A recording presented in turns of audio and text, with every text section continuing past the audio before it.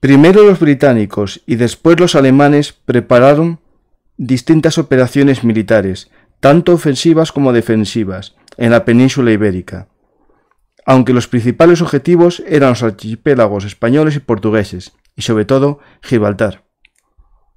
Objetivo: invadir España.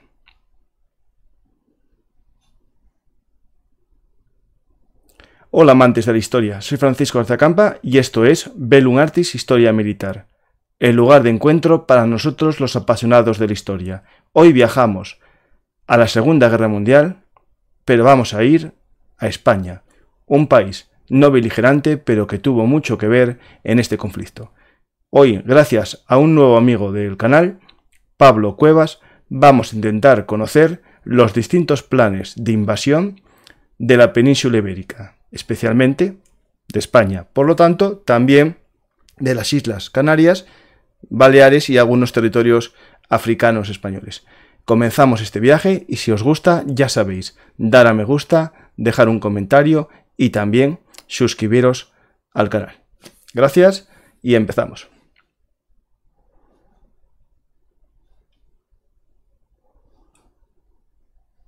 Hola Pablo, ¿qué tal? Hola, muy buenas, ¿qué tal?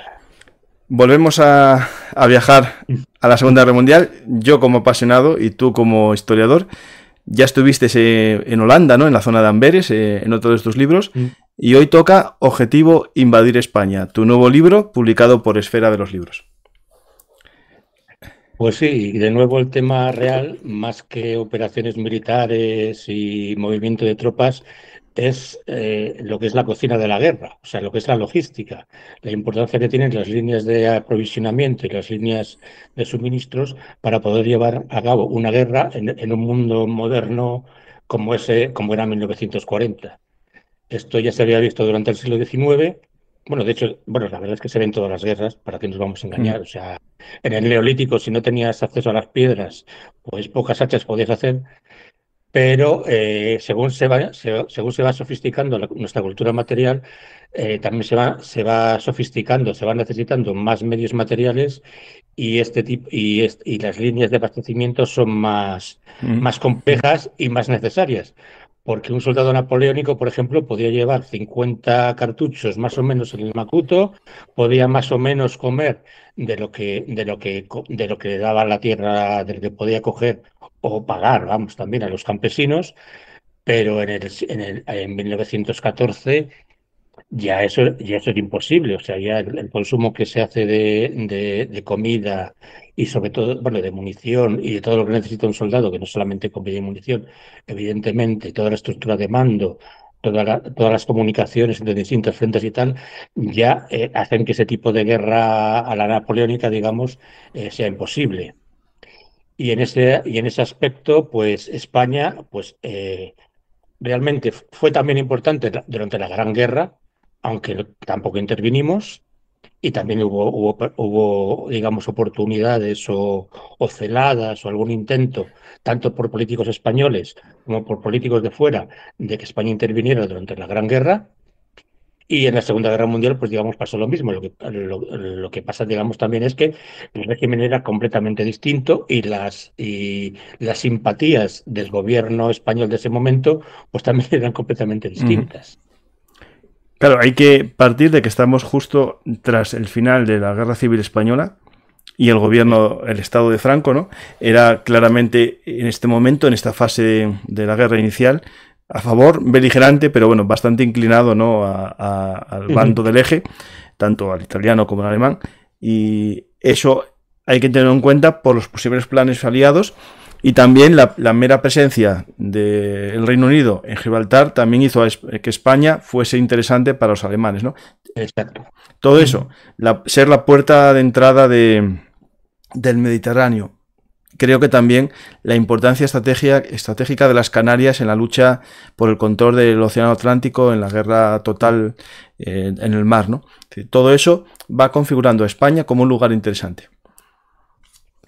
Exacto. Lo que pasa, sobre todo, primero, tenemos un país, pues, bastante devastado, no vamos a decir tremendamente, completamente devastado, porque claro, si lo comparamos luego por cómo quedó Europa durante la Segunda Guerra Mundial, aquí fueron dos peleas de dos amigos, me explico, o sea, no hubo los tremendos bombarderos que sufrió el resto de Europa, la guerra en los frentes durante 6 años, pues en comparación en España, pues realmente fue poco. Y una cosa también curiosa que no se suele resaltar es que el ejército republicano, o sea, todo lo que eran las fuerzas republicanas de tierra, mar y aire, se entregaron intactas. O sea, hubo en el Tratado de Paz, los republicanos, sabiendo también, bueno, también por Casado, evidentemente, pero sabiendo también que Europa iba hacia una guerra, dieron orden de entregar absolutamente todo el material al ejército vencedor. Y lo hicieron, o sea, no es que no hubo ningún, que yo sepa, vamos, no hubo absolutamente, en ese aspecto no hubo ningún intento de sabotaje. Mm. Ahí es Y a las partir, imágenes que sí, estoy poniendo ahora mismo de ese desfile triunfal y también de todo el desfile aéreo que hubo también triunfal, ¿no? Parte de la sí, celebración se ve un poco el de- poderío que había logrado tener esa España, ¿no? sí, realmente la Fuerza Aérea Española en ese momento era inmensa, o sea, era enorme, es que eran más de 1.000 aviones que ningún país de su tamaño tenía, o sea, no, ni de su tamaño ni de su capacidad industrial, evidentemente. Pero es que es eso, juntaron todo el material que tenía el Ejército Nacional, digamos, con todo lo que quedaba del Ejército Republicano, más luego lo que Francia entregó de lo que había pasado a Francia, que también aviones como el Polikarpov 15 bis, que no llegó a combatir en España, pues Mm. tuvo un Almanises en Valencia, y fue un avión que realmente no llegó a cruzar la frontera durante la guerra. Y aparte luego estaban las fábricas, en la parte nacional, digamos, hubo menos producción eh, industrial o sobre todo aeronáutica que no en la parte republicana. La parte republicana, como veía que era muy difícil traer hasta la República el material de fuera, se hizo un mayor esfuerzo en producir y en fabricar. Aparte de que, claro, estaban las industrias principales, estaban en Barcelona sobre todo, y luego lo que era Levante y parte de Madrid. Entonces, todas esas fábricas también también se entregaron, digamos, de forma, vamos, se entregaron sin ningún problema y sin ningún sabotaje. Aparte, la industria textil catalana se entregó también sin problemas, Mm. y la industria vasca también se entregó sin Claro. problemas. Que no hubo la Es, típica política de destrucción de tierra quemada, ya que no es mío lo mato, exacto, ¿no? exacto, exacto, no hubo para nada. Luego, incluso lo que era el material telefónico de comunicaciones, que todo pertenecía a la compañía, bueno, a lo que era Telefónica, lo que era que en realidad era propiedad de una multinacional estadounidense, la ITT, pues la ITT o Telefónica Española, como quieras llamarla, o, o Estados Unidos, presionó para que fuera neutral, con lo cual hubo comunicación telefónica, funcionó en las dos zonas, y luego, digamos, según iban conquistando la zona republicana, tampoco hubo una destrucción sistemática. El ejemplo típico es, vamos a ver, sencillamente los cables los cortaba, no los arrancaban y los sacaban fuera. Mm. Igual que lo mismo pasaba con las líneas férreas, etcétera, etcétera. Entonces, por eso digo que, entre comillas, España, aun habiendo pasado una guerra civil muy dura, no estaba tan tremendamente, claro, esto también lo estamos viendo desde nuestro punto de vista, claro. Lo comparamos con Europa en 1945, España en el 39 era casi un vergel. Me explico. Sí, Pero yo vamos. tengo dos programas, uno de economía del franquismo y otro de Ujú, energía en la guerra ujú, civil, en el que contamos que la destrucción no fue tan grande en comparativa con los demás países en la claro. guerra. Y tampoco con la guerra del 14. Una Mm. comparación típica que se hacía entonces, típica de entonces era, tú piensas que en España cada bando más o menos reunió unos 1.200, 1.500 cañones, y tú piensas lo que había en cualquier ofensiva de la guerra del 14, aunque fuera una pequeña ofensivita pequeñita de diversión o de distracción, contra lo que en toda la guerra de España, pues eso, llegamos vamos a por 2.500 cañones en total en todos los frentes durante 3 años, Mm. incluyendo antiaérea e incluyendo antitanque. Sí, Ojo, sí. por eso digo que se vio en su momento como una guerra de pobres. no era el Chaco, que es un poco anterior y que era todavía más de pobres, pero tampoco, digamos, se creyeron mucho lo de las elecciones de la Guerra de España, por eso, porque no era comparable no pensaban que fuera muy comparable a una guerra entre grandes potencias europeas que estaba a puntito de estallar. Y que estaba tan a puntito de estallar que Franco lo primero que hizo, por cierto, con las conversaciones de Múnich, en el 38 mismo, fue decir, yo voy a ser neutral. Ojo, Ujú. que fue un pequeño disgusto que le dio al eje, porque realmente no tenía por qué haber tenido tanta prisa. Pero es que realmente el final de la guerra civil es también una carrera para ver si se empalmaba o no se empalmaba con la guerra, con una guerra europea que todo el mundo veía más o menos estaba a punto de estallar.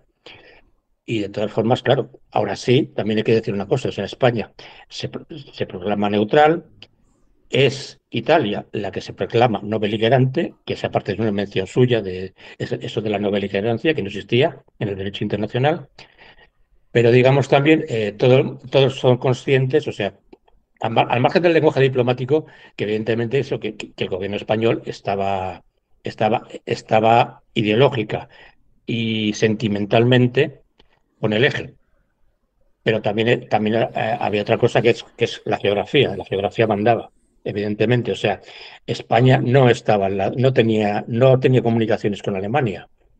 Y la comunicación con Italia, que de momento también era neutral, pues estaba muy mediatizada y de hecho los aliados la intervinieron. O sea, el Mediterráneo era suyo. Tú piensas, no era solo la marina inglesa, es que también era la marina francesa. Ujú. ¿Mm? Entonces, el Mediterráneo era suyo y el Atlántico y todos los mares. Con lo cual, los pequeños intentos que había de comercio, que los hubo, o sea, que hubo intentos de comerciar con materias primas estratégicas y de recibir tecnología y sobre todo repuestos para la aviación española, pues se veían muy, muy entorpecidos por esta vigilancia aliada o de la Entente, por usar un término más, porque entonces solamente eran Reino Unido y Francia y sus imperios, pues yo creo que todavía es más fácil hablar de lo que era la Entente que no de los aliados en general. Ujú. Y en ese momento, pues aún así España firma el pacto anticomintern, termina la guerra, o sea, un pacto anticomunista que entre comillas la línea con el eje, pero tiene que al mismo tiempo Francia, sobre todo Francia, y también el Reino Unido intentan llevarse lo mejor posible con la Nueva España y hacer gestos de buena voluntad y bueno, que España a fin de cuentas se dé cuenta de que económicamente no tiene más remedio que aceptar la amistad de Francia y del Reino Unido. O sea, no por mucho. Aparte, lo primero que hay que ver es que España tenía, o sea, perdón, toda Europa, o sea, realmente todo el mundo estratégico, todos los opinadores, todos los estrategas, todos los militares, empezaron la guerra mundial exactamente igual que habían terminado la anterior. Es decir, ¿cómo se ganó la Gran Guerra? Con un bloqueo, un bloqueo tremendo Ujú. que terminó asfixiando a las potencias centrales. Entonces, ¿cómo podemos ganar la guerra a Alemania solo, que era solo Alemania? Bueno, con Eslovenia, quiero recordar, que era también aliada suya, y que se acaba de tragar completamente Polonia y etcétera. Pues con un bloqueo estricto. Entonces, de lo que se trata es esperar a que ataquen, que metan la pata, igual que pasó en 1914, y bloqueo, bloqueo, bloqueo. Y Sí. España, mientras tanto, pues esperando y, digamos, sobre todo intentaba seguir lo que es la política italiana. O sea, Italia es neutral, pues nosotros también. Hasta que Italia ya se metió el berenjenal. Ahí te pongo, en el libro tienes un memorando que escribió Mussolini para el rey y para su gobierno, vamos, para el Gran Consejo Fascista, que realmente estaba por encima de él, por eso después lo pudo destituir, que hizo em, bueno, que sencillamente eso, Mussolini explicaba que iba a entrar en guerra pues cuando pudiera, o sea, no cuando. O sea, que solamente en el caso muy, muy improbable de un derrumbe francés, pues a lo mejor entraba en guerra, pero que de entrada no iba a entrar. ¿Me estás enseñando algo? ¿Es un papel blanco? Ah, bueno, perdón. Cosas de la tecnología, desenfoque. Tampoco lo Pues, veía. pues tenemos este previo, ¿no? Esta situación en la que España sale de una guerra y no se quiere meter, pero aparte también están los problemas internos dentro del régimen, ¿no? Es decir, esa configuración de algo que no se sabe cómo se va a llamar, y por eso aparece el término Estado, ¿no? El Estado franquista, porque no es ni. No se quiere llamar república, no se quiere llamar monarquía, ¿no? Porque hay elementos claramente Exacto. monárquicos dentro del régimen que apoyan, muchos de ellos, a los británicos, y otros que son fascistas y quieren una república, ¿no? Es decir, aquí Franco juega a dos aguas, hace su franquismo, que es un Frankenstein, y en ese juego, ¿no?, que tenemos ahí, hay que ver toda la política exterior española. Momentos en los que son los falangistas los que mandan, ¿no?, con Suñer, y otros momentos en los que, por ejemplo, el duque de Alba, que era embajador en Reino Unido, manda mucho también y va cambiando la política española, ¿no? Es decir, los Romanones también creo que andaba por ahí, ¿no? Me parece. Bueno, los Romanones ya estaba el pobre muy mayor, pero bueno. Ojo que Romanones fue importante también porque, por ejemplo, en el año 44 hizo pública, vamos, al régimen le interesa, hizo pública una felicitación a los aliados por el desembarco de Normandía que la respondieron. O sea, Francia se acordaba de Romanones. Mm. O sea, De Gaulle, o sea, los políticos franceses se acordaban de Romanones y del apoyo que había dado, que había intentado incluso dar a Francia durante la Gran Guerra. Algo que el régimen en 1944 pues agradeció muchísimo, ¿no? Pero vamos, en este momento, sobre todo, es lo que dices tú, o sea, era un Estado que nadie sabía, o sea, porque realmente tampoco había franquistas todavía. Tú piensas, los militares de entonces todavía pensaban en Franco pues como otro Miguel Primo de Rivera, Sí, ¿no? un Otro, generalísimo que era el jefe es, provisional de un ejército, sí. exacto, un dictador, pues como había Mm. sido Primo de Rivera, el padre de José Antonio, pues que se había puesto ahí, pero que era uno de ellos, o sea, que le podrían quitar. O sea, ¿y cómo cayó Primo de Rivera? Pues sencillamente se le ocurrió preguntar a sus compañeros oficiales, entre comillas, si le apoyaban ante cada vez el mayor deterioro que tenía su gobierno, y le dijeron que no, y el señor se fue. Entonces, eso lo aprendió Franco. Mm. Eso Franco lo tuvo muy en cuenta para no caer en el error de Primo. O sea, precisamente el ejemplo que le dio Primo de Rivera fue, como yo me quito del poder, duro dos telediarios. O sea, no voy a soltar el poder ni con agua caliente. Y empezó a maniobrar entre las distintas familias, digamos, que había franquistas, vamos, perdón, que había nacionales, o como queramos, o victoriosas, por decirlo mejor, para equilibrar entre todas el tener la preeminencia, el ser el árbitro, el ser Mm. el que tenía la última palabra, y vaya si lo consiguió. Lo cual no quita que a veces le cayeran mejor unos que otros, ¿no? Sí, sí. Porque, por ejemplo, sí, Franco es eso, vamos a ver, Franco era franquista, punto. O Sí, sea, eso ya es el no punto le principal. gustaba, sí, exactamente. Que luego, que tuvo sus cosas de decir, coño, pues qué bonito es esto de la falange, el uniforme este, la boina roja que me pongo, pero, o sea, tanto el falangismo como el conservadurismo, digamos, genérico o tal, pues eran sencillamente formas de seguir en el poder, o sea, no que él se creyera que de verdad tenía que llevar a cabo la revolución falangista o que necesitaba, pues no sé, unas leyes más estrictas para mantener el orden en la vida privada y pública española. Hay que tener en cuenta lo que son las oligarquías, o sea, lo que es el mundo del dinero español, que había apoyado y muchísimo a su bando, pues es lo que dices tú, o sea, tenía sus simpatías, entre comillas, que no eran simpatías, eran sencillamente sus bolsillos. O sea, mis negocios por narices van a tener que pasar por los barcos del Reino Unido y por Francia, y que son los que me van a comprar a mí las cosas y son los que me van a dar dinero. Y aparte, ojo, tanto Francia como Reino Unido dijeron, venga, vamos a hablar, te vamos a dar préstamos, te vamos a dar tal. Pero, claro, la parte falangista del régimen no quería saber nada de eso, quería mantener la esencia azul del régimen, digamos, y pensaba, bueno, pues que nuestros amigos de la guerra civil son los que posiblemente terminen ganando esta guerra y desde luego vamos a intentar apoyarlos por mucho que tengamos buenas palabras con lo que es la Entente.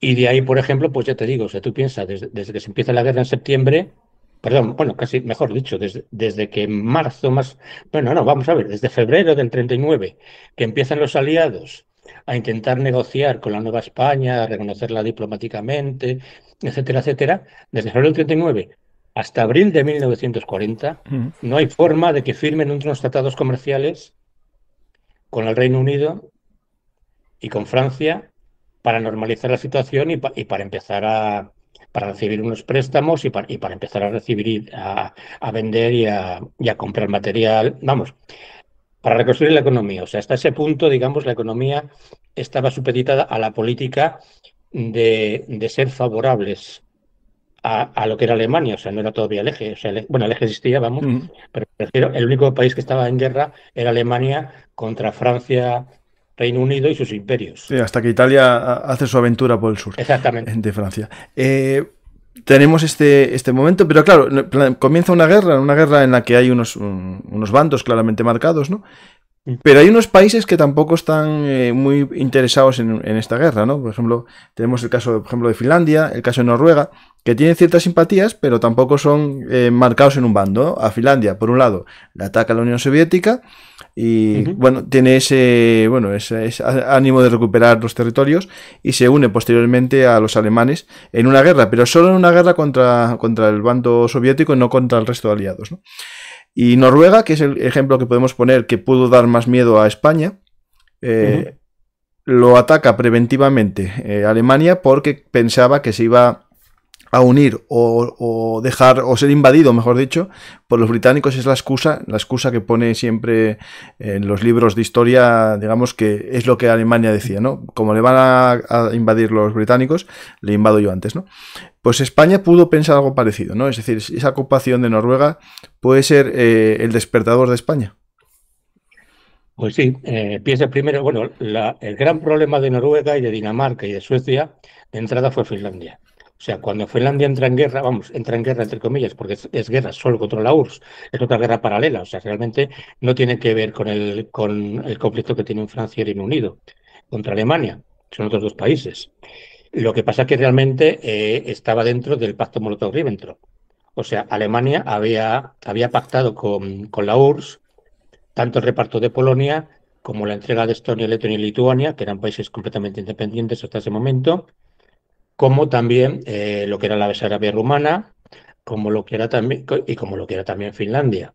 Entonces, cuando Finlandia, digamos, no se somete, como hicieron Estonia, Letonia y Lituania, y hay una guerra, hay, digamos, una oportunidad más o menos de llevar una guerra periférica que interesaba mucho a los aliados frente a Alemania, o sea, ni Francia sobre todo, y también Reino Unido, digamos, no querían para nada una repetición de la Gran Guerra con un frente en medio de Mm. Francia, desangrándose con un montón de coste económico y humano, pero mira, si a partir de la guerra de Finlandia podemos decir que tenemos que ayudar a Finlandia y que necesitamos a Noruega para hacer esa ayuda, ¿me explico? Sí, Y de paso cortamos el hierro de que Suecia va que a salía todo por Narvik. exactamente, pues mira tú qué bien que nos viene, ¿no? Entonces, ahí en ese abril de 1940 es cuando el resto de los neutrales se dan cuenta que, ojo, que puede ser parecida, pero no igual a la guerra anterior, porque durante la Gran Guerra Noruega sí se mantuvo neutral, pero se mantuvo neutral, digamos, con una postura muy proaliada. O sea, según fue avanzando la guerra del 14, en 1915 ya prácticamente les habían cortado eh, digamos, el comercio con Alemania, que antes le compraba muchísimo pescado, le compraba madera. Y también estaba claro, la exportación en invierno del hierro sueco solamente podía salir por Narvik, no Ujú. podía salir por otro sitio. Entonces, eso también iba más o menos saliendo, pero poco a poco, pero digamos, cada vez más, según pasaba la Gran Guerra, Noruega estaba más en el bando de los aliados y, y más perjudicaba a Alemania. Y esto aparte también pasaba con Suecia, evidentemente. O sea, Suecia, por cierto, Suecia en 1914 era un país muy pro-alemán. Estaba, o sea, todo, o sea, me refiero Ujú. izquierda, derecha, todos los partidos políticos suecos y toda la población sueca estaba con Alemania en esa guerra, pero sobre todo porque estaban contra Rusia. O sea, el gran medio de Sí, sí, sí. Suecia, el gran medio de Suecia en 1914 era Rusia, la Rusia del zar. A ver, ¿Eh? yo estuve en Suecia y, bueno, más que en Estocolmo, me metí por carreteras y estuve en una ciudad que se llama Karlsborg, que es la capital de guerra de Suecia. Tiene en mitad, casi con la frontera con Noruega, tiene una ciudad fortificada, una pequeña fortaleza en un lago, que es su capital en caso de guerra, donde se llevaría a los reyes, se llevaría al Banco Central de Suecia, por si acaso les atacaban los rusos. Ya tenían eso a principios del siglo XX ya pensado. Es decir, hay que recordarles que toda Finlandia era parte de Suecia. Y eso lo tienen ellos en su mente, digamos, como su gran enemigo. Por eso recordar que ahora acaba de entrar en la OTAN. Tenemos Noruega ya tomada y eso es una preocupación para España, pero sobre todo lo que yo creo que cambia todo y también puede hacer pensar cosas es la gran caída de Francia en menos de casi 40 días, nada, en mayo del 40 cae Francia y se produce el efecto división, ¿no?, del país, ese territorio ocupado directamente por Alemania y la Francia de Vichy. Y a nosotros, como digamos, tema interesante es España, lo que nos afecta es las posesiones coloniales francesas en África, especialmente las que están en el Magreb, ¿no? Porque, si no recuerdo mal, a lo mejor voy a adelantar cosas, pero una de las cosas que pidió Franco en Endaya, cuando Hitler decía que era peor que ir al dentista, era que quería participar en el reparto del territorio francés colonial. Eso es una de las... Dicen que lo hacía para que no llegara a acuerdo, ¿no? Como sabía que había llegado a acuerdo con la Francia de Vichy de respetarle eso, sabía que Hitler no iba a dar a España ese territorio, ¿no? Y eso es un poco el juego. ¿Tiene que ver esas tierras africanas con los planes de invasión de España o el por qué hay que invadir España? Por supuesto, de hecho, una de las zonas que ambos bandos pensaron en invadir fue la parte del protectorado español en Marruecos, que era fundamental también, pues claro, para si quieres controlar el estrecho de Gibraltar, tienes que ver también Tánger y tienes que ver también Casablanca. O sea, Casablanca es el gran puerto, digamos, de Marruecos más cercano al estrecho. Entonces, si pierdes Gibraltar, pues y tampoco tienes Cádiz, evidentemente, ni Ceuta ni Melilla, pues tienes que irte pues a Casablanca o a los archipiélagos, a Canarias o a las Azores. Pero vamos, sobre todo, una cosa que repito, no sé si son 27 veces en el libro, es que absolutamente nadie pensaba el 10 de mayo de 1940 que Francia se iba a derrumbar. No es tan rápido. Es O que sea, era la potencia defensiva, por lo menos en defensiva era era, la potencia.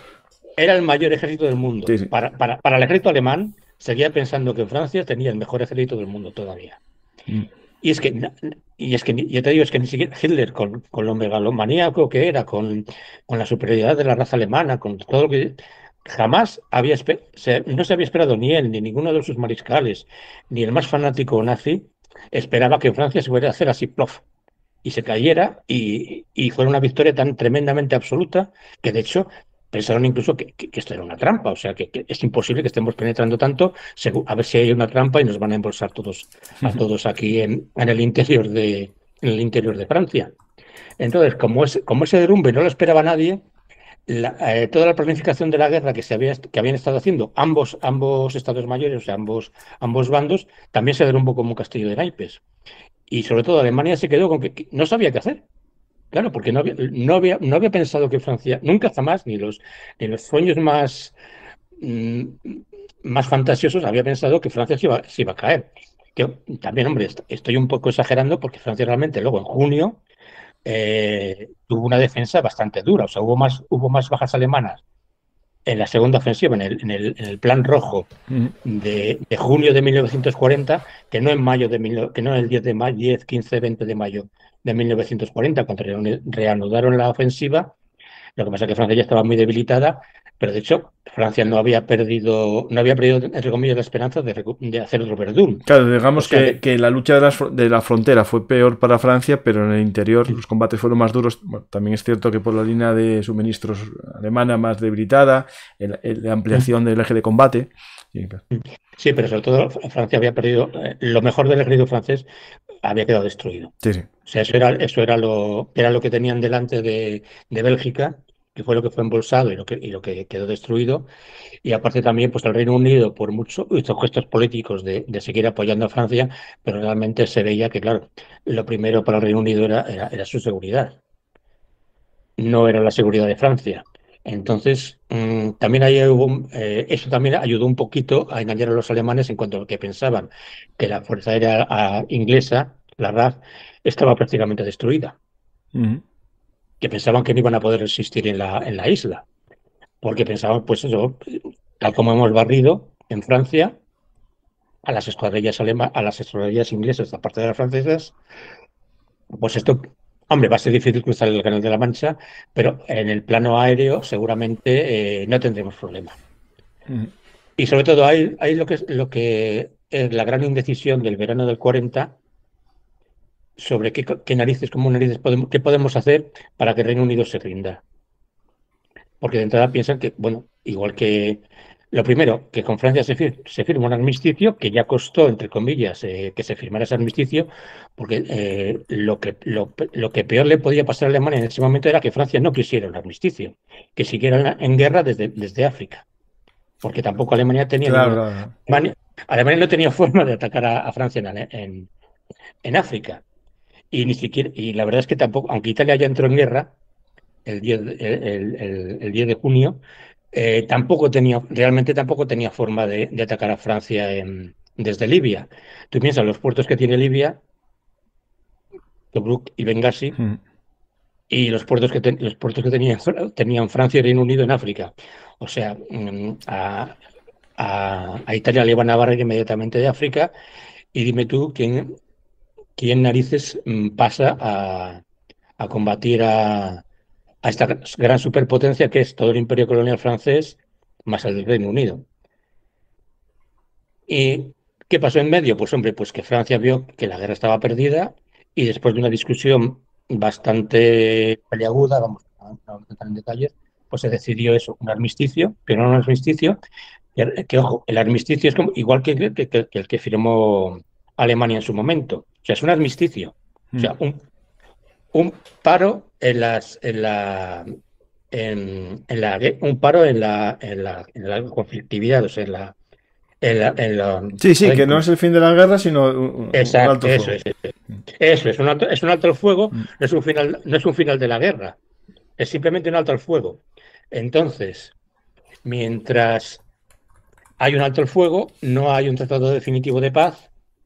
Y no hay un tratado definitivo de paz porque tampoco no hay un armisticio con el Reino Unido. Entonces, en ese impasse se queda la Francia del armisticio, que realmente, bueno, habría que recuperar un poco ese término de Francia del armisticio, porque realmente es el Estado francés. No es De Gaulle, es un señor que conocen cuatro amigos. Sí, sí, en este momento De Gaulle era un oficial de una unidad de blindados que luchó a la forma un poco más parecida a la alemana, con unidades de blindados sueltos en vez de estar acompañando a la infantería, pero realmente no era nadie más. Sí, bueno, tuvo 2 días de gloria Sí, sí. en Montcornet, o sea, en un contraataque que hizo con su división ligera, su división blindada. Luego, ojo, le recuperaron para el gobierno y estuvo, no sé si son 2 o 3 días de miembro del gobierno de Francia, pero realmente en ese momento, y eso lo veían todos, era un general francés al servicio del Reino Unido. El trato que hace él con Spears, que es el enviado especial de Churchill, es de que yo me voy a poner al frente de los franceses que quieren continuar la lucha, pero quiero un sueldo de general inglés, quiero salvar a mi familia también, claro, evidentemente, y luego si perdemos la guerra, queremos la nacionalidad inglesa.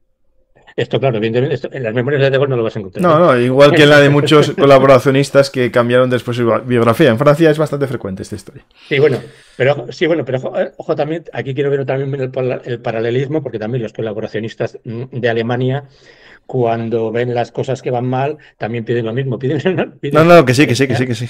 eso, que Alemania les dé la nacionalidad y que les dé las pensiones de combatientes alemanes, claro, porque saben que a su país no van a poder volver. Entonces, ojo, aparte del derrumbe de Francia, se da la fascistización Mm.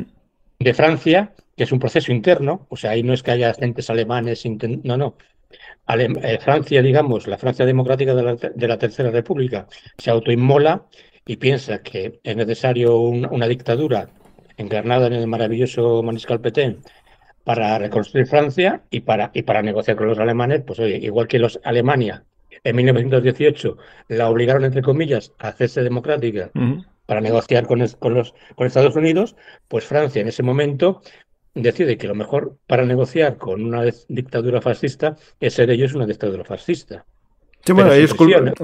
Sí, hay que recordar que mucha parte de la población a lo mejor no estaba a favor del gobierno de izquierdas, bueno, previo a la sí, sí, guerra, sí, con tintes revolucionarios en algunos aspectos, y es normal que la parte más reaccionaria de Francia echase la culpa al gobierno que fue el culpable de la derrota. Entonces, bueno, esto es parte de la vida y también lógico lo que tú estás diciendo. La moda ahora, ¿cuál es esta? Pues nos vamos todos para este lado, ¿no? o Hitler o Moscú. Claro, justo, sí, sí. Era la gran cosa de la extrema derecha francesa que tenía bastante fuerza. Pero vamos, ojo también, después cuando empezó la resistencia, hubo resistencia también de extrema derecha. O Ujú. sea, no fue solamente izquierdista y sencillamente cada uno, digamos, pues según donde estuviera, donde pensara que fuera a ver la victoria o que diera más importancia o menos importancia al patriotismo, pues se puso a Claro, colaborar claro. o se puso a resistir. Claro, habría Pero digamos, nacionalistas franceses que estaban en contra de la exacto. invasión y lucharían igual que los internacionalistas contrarios a la invasión. Es decir, eso hay que. No, no todo el nacionalismo francés se unió al régimen, ¿no? Pues vamos a ver el por qué ahora que está Vichy, ahora que nos ambientamos en Casablanca, estamos ahí en Casablanca con Humphrey Bogart, ¿no? ¿Qué vinculación tiene con España? Bueno, está claro que es el protectorado de Marruecos, ¿no? Es decir, Sí, bueno, pero de entrada tenemos una cosa, que lo tienes tienes los documentos traducidos en el libro y es algo también que hace 20 años ya lo montó, ya lo explicó bastante bien Rosagudo.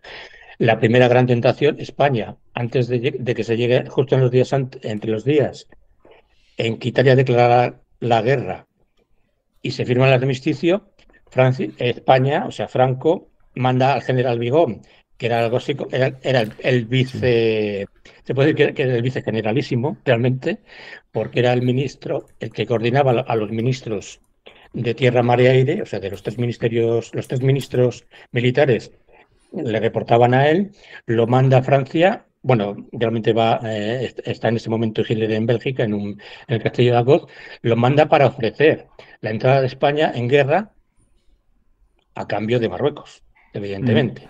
De Marruecos sobre todo de Marruecos, porque claro, y sí, y también de Gibraltar. Pero claro, lo quiere hacer con un acuerdo previo, no va a entrar en guerra a lo loco, entre comillas, como hizo Mussolini, que Mussolini más o menos Mussolini tenía el pacto con Hitler de entrar en guerra cuando le viniera bien, o sea, él tenía la libertad de decidir cuando entraba en guerra y decidió entrar en guerra cuando parecía claro que iba a durar 2 días. Y Franco, digamos, pues quiere exactamente hacer lo mismo, siguiendo la política de Italia, pero claro, también quiere tener una garantía de que va a entrar en guerra por algo, no solo por Gibraltar. Quiere Gibraltar, quiere todo el Marruecos. Quiere también parte de Mauritania, o sea, está bastante bajo de Mauritania. Quiere también el territorio que tenemos en Guinea Ecuatorial. Quiere también hacerlo muchísimo más grande. Claro, por pedir, pide todo lo que Mm. puede y más. Mira, Sí. ahí no sé en qué punto se une, ¿no? Pero hay un momento de nuestra historia muy desconocida o poco tratada, que es la ocupación española de Tánger en el 40, exacto. Es que Tánger ocupamos Tánger justo el mismo día que se toma París. Ujú. Y Hitler no tenía ni puñetera idea. O sea, lo primero que hace cuando recibe a Bigón es, pues, muy bien, me parece muy bien esto que habéis ocupado Tánger. Hombre, podríais haberme dicho algo, en fin. Pero bueno, ¿vais a atacar también a Gibraltar o algo? Porque, claro, no No, tenía ni Gibraltar idea. ya lo intentamos y nos costó mucho. Hombre, para Gibraltar, aparte, vamos a ver, Tánger se ocupó porque primeramente hubo conversaciones tanto con Reino Unido como con Francia.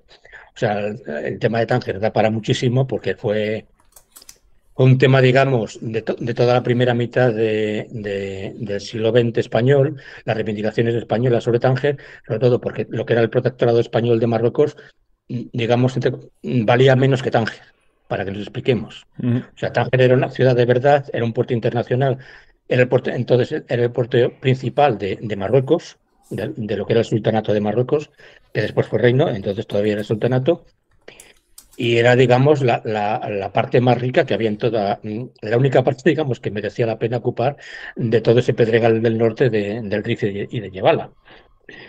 Tánger Pero, fue ciudad internacional en origen, ¿no? sí, bueno, vamos a ver. Tánger empezó siendo, era una de las plazas portuguesas en su momento. Luego, cuando la independencia de Portugal, que traicionaron a nuestro gran querido rey Felipe IV, que era Felipe III de Portugal, pues mira, Ceuta se quedó con España, que también era Sí, sí. portuguesa, pero Tetuán sí se quedó con Portugal. Y luego, cuando la hija del rey de Portugal se casó con Carlos III de Inglaterra, creo que fue el tercero, sí, creo que fue el tercero, con la restauración después de Cromwell, pues tuvo como dote Tetuán y Bombay.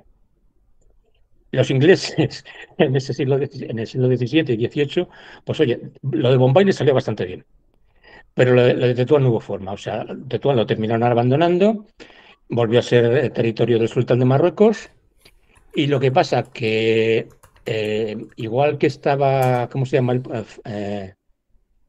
Si te acuerdas, en Japón hubo un puerto, digamos, Sí, sí. internacional para que Mm. entraran. Bueno, pues para Marruecos, el puerto internacional por el que entraban las mercancías extranjeras y salían hacia afuera, pues era Tánger. Tánger, sí. Mm. Y en Tánger era donde estaban los consulados de reinos cristianos, donde estaban los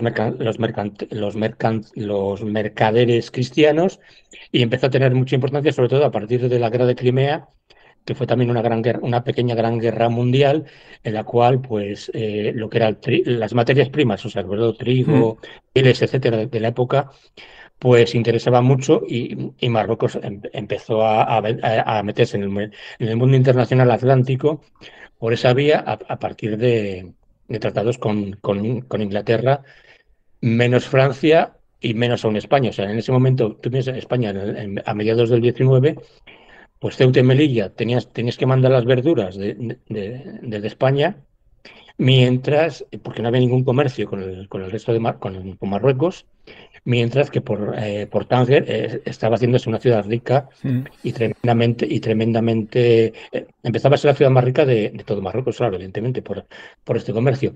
Entonces, ¿qué pasa? Cuando llega el momento del reparto de África y también del reparto de Marruecos, eh, pues sí, Francia se queda con todo, nos da este pequeño trocito de protectorado a España, pero Pero sobre todo por es porque presión de Inglaterra que no quiere que tuviese es todo Francia. y al mismo tiempo, ninguno de los dos quieren que nadie tenga ninguna posición de fuerza en Tánger. Mm. O sea, que Tánger no se convierta en una fortaleza, se convierta en un punto fuerte desde el cual puedan molestar a Gibraltar, o puedan atacar a Gibraltar, o pueda ser una base para atacar a Gibraltar. Con lo cual, tampoco es francés. ¿Me explico? O sea, Sí, sí, sí, sí. se queda en ese estatus de ciudad internacional. De hecho, en el 23 hubo un tratado en el que firma España, Francia y el Reino Unido y después se suma Italia en el 28. O sea, es como Sí, repartimos esto entre todos y el área circundante.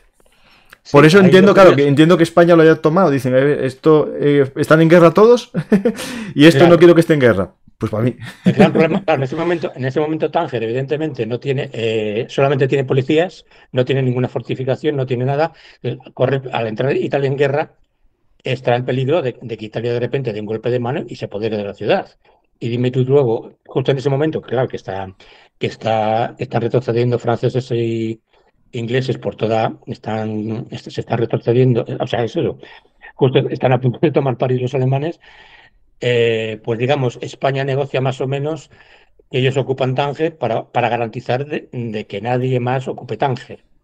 O sea, que no lo tomen ni Reino Unido ni Francia, que no podían ni tenían interés ninguno en meterse ahí, y también que Italia no se haga con él. Entonces, negocian eso y hay una ocupación completamente pacífica, vamos, sin ningún problema.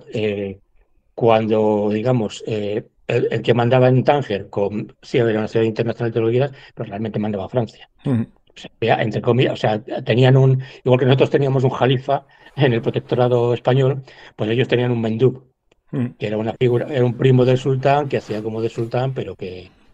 Y había un consejo consultivo en el cual ellos tenían mayoría, sobre todo porque también manejaban los asientos musulmanes y judíos de ese consejo consultivo. Pero vamos, deciden ceder eso a España, que España sea la que lo ocupe, y a partir de ese momento, pues claro, España quiere más. O sea, Francia, o sea, perdón, Francia, sí, estoy yo, bueno, Franco y absolutamente todo el ejército español, que está en eso está con él a muerte, o sea, no, ahí no hay ningún problema de rivalidad política, de que, uy, no me gusta nada esto del falangismo. No, no, hay todo el ejército, toda la oficialidad española, todos los generales españoles están de acuerdo en que Marruecos es español. O sea, Ujú. nos lo han robado los malditos liberales, los malditos gobiernos liberales previos, con los débiles políticos de antes que había con la farsa democrática y con Alfonso XIII y tal, nos han robado, han permitido que Francia nos robe Marruecos. Marruecos tenemos que recuperarlo porque forma parte de nuestro imperio futuro Bueno, hay que casi español. muchos de los, gran parte de los generales eran africanistas, por lo tanto es lógico esta visión. Ojo, Eh, ojo, africanistas, o sea, pero vamos, no solamente de los que eran partidarios de Franco, como podía ser más o menos Varela ujú. o Muñoz Grandés o Yagüe, sino de los que eran contrarios a Franco, o sea, absolutamente todos Sí, sí, sí, que en aquí esto da igual, o estaban de sea, acuerdo. Sí, sí, claro, africanistas eso es. ante después ya monárquico, republicano Sí, sí, sí, o, sí, eso. o semipensionista liberal. Eh, Exacto. tenemos ya Tánger, que es un momento interesante, y después ya cómo se vincula el Vichy, la Operación Torch y el territorio español, porque ahí sí que empieza el problema, ¿no? Cuando llega Torch y el pensamiento a lo mejor estadounidense de, bueno, ya que estamos aquí en Marruecos, lo más importante es esta zona de Marruecos. No, esto no es Marruecos, esto es territorio español. Ah, bueno, bueno. No, es decir, el papel que pudo tener el protectorado español en la operación Torch y también en la logística por el paso del Gibraltar, ¿no? Es decir, toda esa zona. Ujú. ¿Está ahí el primer pensamiento, a lo mejor, de tomar algo español? Pues yo diría que no. Empezamos ya o sea, si seguimos por donde íbamos, tenemos la gran jugada francesa en ese momento, diplomática, fue pedir a Franco que hiciera de mediador para la firma del armisticio, Mm. por el gran respeto y amistad que tenía con Petén, que ambos decían que era mi amigo líder, vamos, a ver si me entiendes, o sea, Sí, pues sí, sí. eran estadistas, o sea, eso de que eran muy amigos y que se habían hecho muy amigos cuando Petén estuvo de embajador aquí. Pues hombre, es una pose por ambos lados, me refiero. O sea, ambos evidentemente pues seguían sus intereses nacionales. O sea, no iban, porque Petén fuera mi amigo de Franco, no iba a regalarle Marruecos. Sí, sí. Y porque Franco fuera mi amigo de Petén, pues no iba a renunciar a Marruecos. Lo que pasa que ven en ese momento que sencillamente, o sea, Alemania les dice que no quiere complicarse la vida. O sea, Alemania lo que quiere es ya un armisticio, pero ya no quiere meterse en una guerra en el norte de África, quiere que Francia firme ese armisticio y a ser posible el Reino Unido también, evidentemente. Y dice España que no quiere que entre en guerra y aparte Francia, ya te digo, lo hace muy bien porque por una parte sabe perfectamente que le querica, o sea, lo que es la diplomacia española, todo lo que les sueltan los franceses, inmediatamente se lo dice a los alemanes, con lo cual les da miedo de que a lo mejor no firman el armisticio. ¿Mm? ¿Me explico? O sea, porque ahí Liquerica, o sea, ve perfectamente cómo. van a hacer, o sea, cómo hay unas discusiones tremendas sobre si rendirse o no rendirse, o seguir la lucha en el norte de Francia.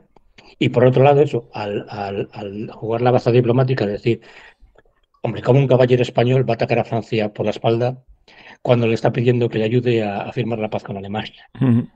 ¿Me explico? Es muy de la época, además, o sea, es Sí, sí, muy... sí, Y sí. aparte, me hace gracia que hay autores, entre comillas, que esto se lo toman en serio. Pero vamos, forma parte perfectamente eso del espíritu de la época. Y es que también, aparte de otra cosa, también que estaba pasando, por mucho que se había preparado mucho un buen ejército en el Protectorado de Marruecos, que en ese momento había algo así como 7 divisiones. O sea, había más tropas en Marruecos entonces que las que tuvo que haber contra Abdelkrim. Pero el problema es que en Francia, en la parte francesa también. ¿Qué pasó? Pues que absolutamente toda la aviación, o sea, y pasó aparte delante de las narices de los militares españoles en Baleares y en la península. Toda la aviación francesa que pudo salió escopetada volando hacia África, por cielos, o sea, por todo el Mediterráneo, Ujú. de forma que en Baleares estaban viendo todos los días enjambres y enjambres de cazas, de bombarderos, de todo, pasando a Francia, perdón, pasando de Francia a Argelia y a Sí, Marruecos. sí. Y al mismo Y la tiempo, flota.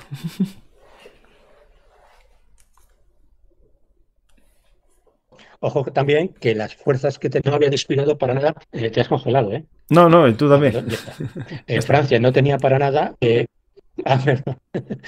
Me refiero que Francia no había descuidado para nada las defensas del norte de África.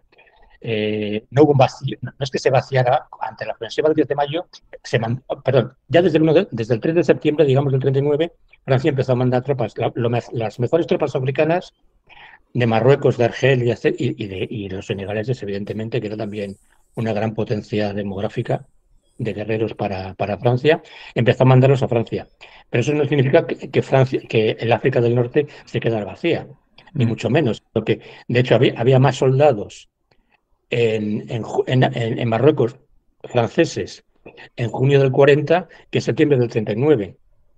También es verdad, ojo, que no eran casi todos reclutas, o sea, gente que llevaba poco tiempo, que se estaba adiestrando, nativos pues eso, que estaba adiestrando Francia y no era exactamente lo mismo. Pero en cuanto a volumen de tropas, había más soldados franceses en Marruecos, bueno, franceses, marroquíes, senegaleses, argelinos, etcétera, en Marruecos que no españoles, españoles y marroquíes, o sea, por una sencilla, por un lado, por una sencilla razón demográfica, y luego por otro lado, el material. O sea, realmente la aviación que tenía Francia en ese momento en el norte de Francia, en el norte de África, era muchísimo más potente que la que podía reunir España. Por ejemplo, había artillería pesada o carros de combate, que había unos cuantos batallones de carros de combate modernos, Hofkriegs y Renault 35 y el D1 también, por cierto. España no tenía absolutamente nada de eso en Marruecos. Entonces, sin permiso, sin un tratado con Alemania y sin permiso, pues no había forma de invadir.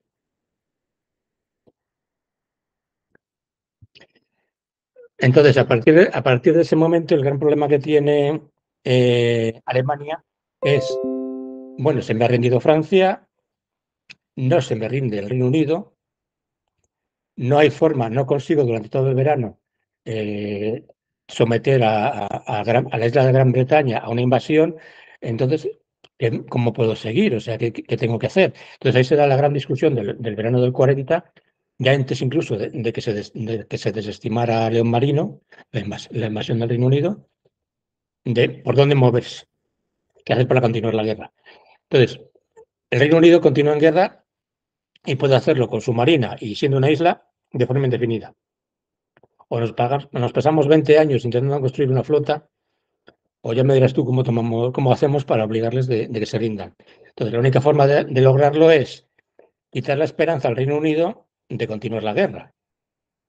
Una de dos, Reino Unido puede recibir ayuda o de Estados Unidos, que la está recibiendo, contra lo cual no podemos hacer nada, y por otro lado, tenemos a la URSS, que es también la otra gran esperanza del Reino Unido, contra la cual sí podemos hacer algo. Entonces, otra cosa también que no sale en muchos libros, y sí sale en el mío, es que la decisión de atacar a la URSS, de preparar la Barbarroja y atacar a la Unión Soviética, fue sobre todo estratégica y no fue ideológica, o sea, no fue porque lo había puesto en mi lucha, no, fue una decisión de verdad estratégica porque, primero, necesitamos todas las materias primas que tiene la URSS. Segundo, no nos fiamos de que la URSS se siga manteniendo neutral como hasta ahora y su neutralidad nos ha costado muchísimo. O sea, tú piensas, todo el territorio que ganó la URSS gracias a que Alemania estaba en guerra con Francia y el Reino Unido. Y por otro lado, pues si conseguimos que la URSS la sometamos, a partir de ahí, a ver quién es el listo que nos tose en Europa. Ya puedes.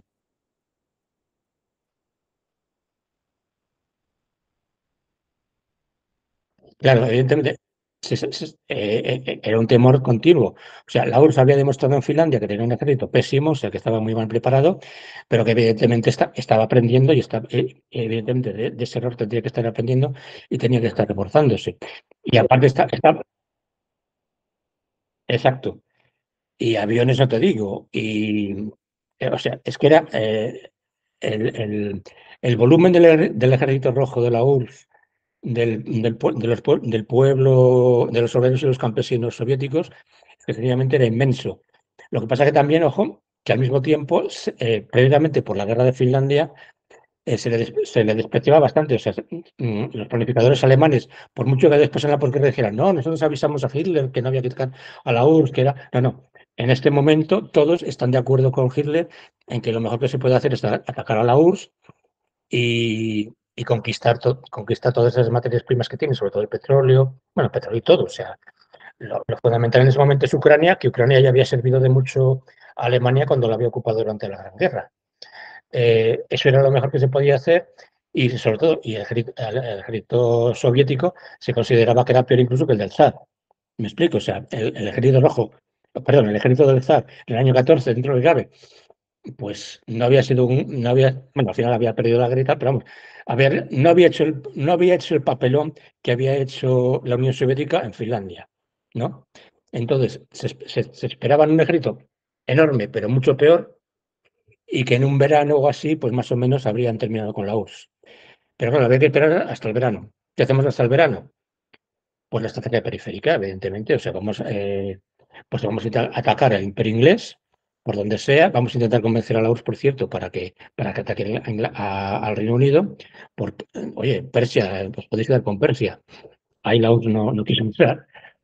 Pero luego, claro, estaba Italia y sobre todo España, para expulsar al Reino Unido por lo menos del Mediterráneo. O sea, había que tomar tanto Gibraltar como el Canal de Suez.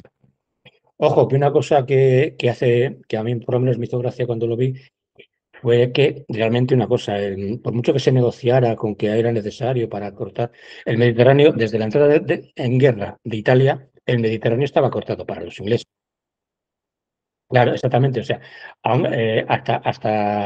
hasta la batalla de Tarento, digamos, no se atrevieron los convoyes rápidos ingleses a cruzar otra vez.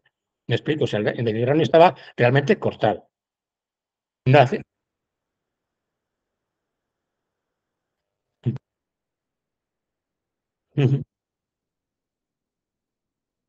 Sí, con los radares que tenía apagados.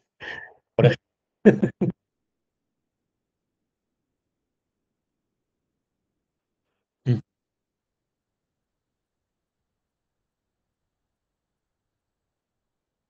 Sí, y eso ante el desprecio completo y absoluto, tanto de ingleses como de italianos. O sea, Italia no se molestó en ocuparla porque le parecía que no iba a hacer falta, ¿no? Porque iba a caer por sí sola.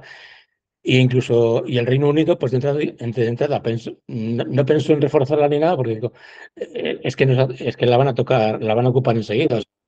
Sí, sí, no va a merecer la pena.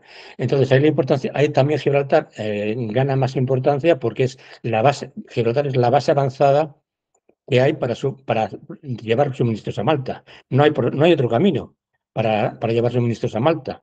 Entonces, es otra importancia que tiene en ese momento Gibraltar.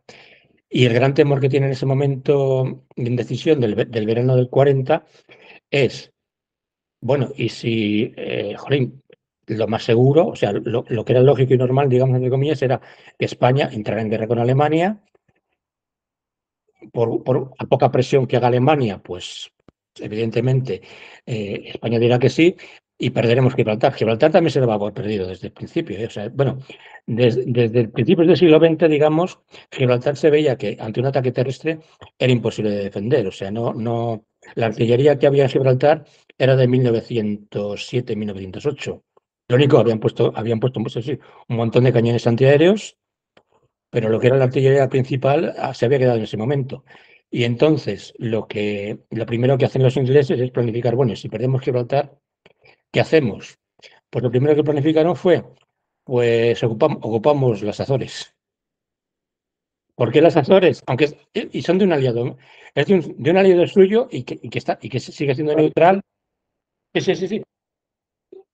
Y sin aviso ni nada, o sea, no era, o sea, era sencillamente, vamos, la idea era como España entra en guerra, inmediatamente tomamos las Azores, incluso había tentaciones de hacerlo, de adelantarse y tomar las Azores a Portugal antes de que España entrase en guerra siquiera.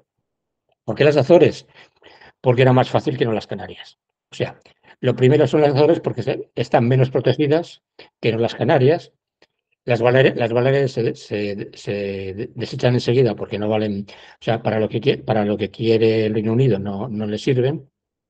Si había, exactamente, exactamente, o sea, si hubo planificación respecto a Francia, o sea, habría un temor en los meses anteriores de Francia, de que Italia tomase las Baleares y viceversa, digamos. Por eso España también tuvo que reforzar bastante las defensas de las Baleares, pero a partir de la caída de Francia, lo importante es el Atlántico y si perdemos Gibraltar, pues hombre, tener las Canarias sería maravilloso, pero teniendo en cuenta lo que sabemos de esas defensas, vamos a asegurar primero los Azores, que no tienen esas defensas, y después ya si eso, pues intentaremos tomar una isla canaria. Y-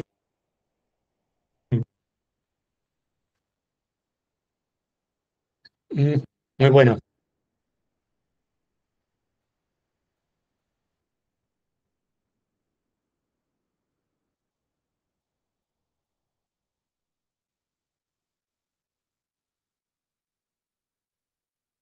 Sí, sí.